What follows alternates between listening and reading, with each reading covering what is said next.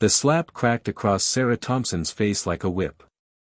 She staggered backward, her clipboard clattering to the polished hospital floor. For a moment, the world narrowed to the burning heat on her left cheek and the furious face of the man who had struck her. "Get out, bitch," Richard Harlan snarled, his voice low and venomous. "Before I have security drag you out by your cheap scrubs." Sarah's eyes stung, but she didn't cry. Not yet.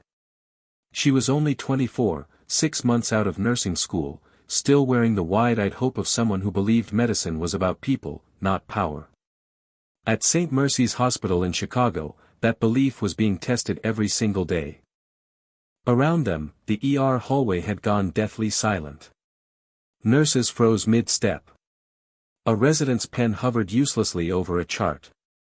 Everyone knew who Richard Harlan was, the billionaire CEO of Harlan Pharmaceuticals, major donor to the hospital, and the man whose name was on the new oncology wing. And right now, he was furious. All because Sarah had refused to abandon a dying veteran to fetch him a latte. 10 minutes earlier, chaos had erupted in Bay 7. "Help! He's not breathing right," a frightened orderly had shouted. The patient was John "Pop" Harlan, no relation anyone knew of, an 81-year-old homeless veteran who had been brought in earlier that morning after collapsing on the street. His chart said COPD, possible heart failure, and years of untreated trauma. His hands trembled as he clutched an old, faded navy cap. Sarah had been the first to reach him. While others hesitated, fearing the smell, the complications, the non-paying status, she dropped to her knees beside his gurney. "Pop, I'm here," she said gently, slipping an oxygen mask over his weathered face. "Stay with me, okay? I've got you." His eyes, cloudy with pain, found hers. "You remind me of my boy," he wheezed. He was stubborn too. She smiled, even as monitors screamed. "Then he must be a good man." That was when Richard Harlan stormed in, barking into his phone about a delayed board meeting. He needed a nurse, now, to run downstairs and get his coffee exactly the way he liked it. When Sarah didn't move, too busy adjusting Pop's fore and speaking calm reassurances, Harlan had lost it. "You think this bum is more important than me?" he'd roared. Then came the slap. Security was already moving toward her when Sarah straightened her shoulders. "I'm not leaving him," she said, voice shaking but clear. "He's in respiratory distress. If I leave now, he could crash." Harlan's face twisted. "Do you have any idea who I am? I could have this entire hospital blacklisted. I could." A weak voice cut through the tension. "Richie." Everyone turned. Pop Harlan was staring at the CEO with wide, disbelieving eyes. Tears tracked down his wrinkled cheeks. "Richie, is that you, son?" The silence that followed was heavier than any slap. Richard Harlan went pale. The phone slipped from his hand and shattered on the floor. For the first time since he'd entered the hospital like he owned it, the powerful man looked small. "Dad," he whispered. What happened next would be talked about in the nurses' lounge for years. Richard Harlan, the man who had built an empire on cutting costs and maximizing profits, dropped to his knees beside the gurney. His expensive suit crumpled as he reached for his father's hand, the same hand he hadn't held in 32 years. "I looked for you," Pop whispered, voice cracking. "After your mother passed.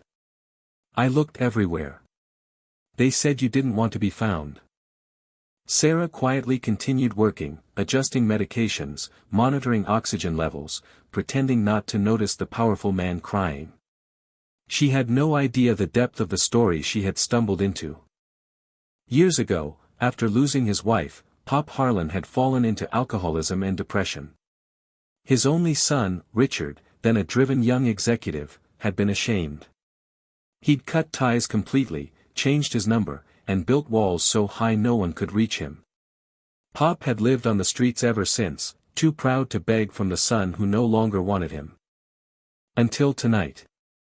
Until a rookie nurse refused to look away. Sarah was still expecting to be fired when the distant thump of rotor blades filled the air. At first, no one paid attention. Helicopters near hospitals weren't unusual. But this one grew louder. Much louder. Then the entire building seemed to vibrate as a massive Navy MH-60 Seahawk descended onto the helipad just outside the ER entrance, lights flashing, wind whipping through the automatic doors. Nurses rushed to the windows. Doctors stepped outside. Even Richard Harlan looked up, stunned. A tall officer in flight suit jumped out before the rotors fully stopped, followed by 2 medics carrying advanced equipment. He moved with purpose straight toward the ER doors. When he entered, his eyes scanned the room and locked on Sarah. "Lieutenant Commander Daniel Reeves," he said, voice steady. "We received an emergency call about a priority patient, Navy veteran John Harlan. Critical care transport requested by a nurse Sarah Thompson." Sarah blinked. I didn't call anyone." Reeves smiled, a warm, genuine smile that transformed his serious face. "You didn't have to. One of our retired chiefs was working security tonight. He saw what happened. Heard the name. Made some calls. Turns out Pop Harlan saved half my squadron's lives back in the Gulf. We don't forget our own." He turned to Richard Harlan, who was still kneeling by his father.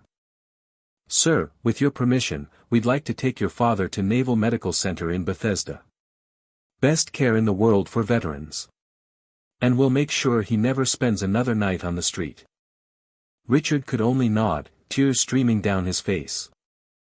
As the Navy medics carefully transferred Pop onto a specialized stretcher, the old man reached for Sarah's hand one last time. "You did good, kid," he said. "Don't let them take that fire out of you. World needs more like you." Later that night, after the helicopter had lifted off into the Chicago sky carrying Pop Harlan toward safety and healing, Richard Harlan found Sarah sitting alone in the staff break room, holding an ice pack to her cheek. He stood in the doorway for a long moment, looking nothing like the arrogant CEO who had slapped her. "I have no right to ask this," he said quietly, "but I'm hoping you'll let me try to make it right." Sarah looked up, exhausted but calm. Harlan stepped inside. "My father is alive because of you. Not because of my money or this hospital's donors, because you cared when no one else would. I've spent years building walls. You tore one down tonight without even trying." He pulled out a check from his pocket. A very large one. "This is for you. For your education, your future, whatever you want. But more importantly," his voice broke. "I'm donating $50 million to this hospital with one condition: every nurse, especially the new ones, gets proper support, mental health resources, and protection from people like me." Sarah stared at the check, then gently pushed it back. "I don't want your money, Mr. Harlan. I just want you to visit your father. Every chance you get. That's enough." 3 months later, Sarah Thompson received a framed letter from the U.S. Navy. It commended her for extraordinary compassion in the face of adversity, and invited her to a special ceremony honoring veterans and civilian caregivers. Pop Harlan, now living in a beautiful VA-supported home near Bethesda, stood beside his son as they presented her with a medal. Richard Harlan had changed. Not overnight, and not perfectly, but meaningfully. He started a foundation focused on veteran healthcare and reconciliation programs for estranged families. He visited his father every weekend. And Sarah? She kept working the ER. She still got yelled at sometimes. She still cried in her car after particularly hard shifts. But she never stopped believing that kindness was the most powerful medicine of all. One quiet evening, as she was leaving the hospital, a familiar thump echoed overhead. She looked up to see a Navy helicopter passing by, lights bright against the twilight sky. She smiled, touching the small scar on her cheek that had never quite faded. Sometimes, she thought, the world breaks your heart open so that more light can get in. And sometimes, when you refuse to look away from someone else's pain, even the sky itself comes down to say thank you.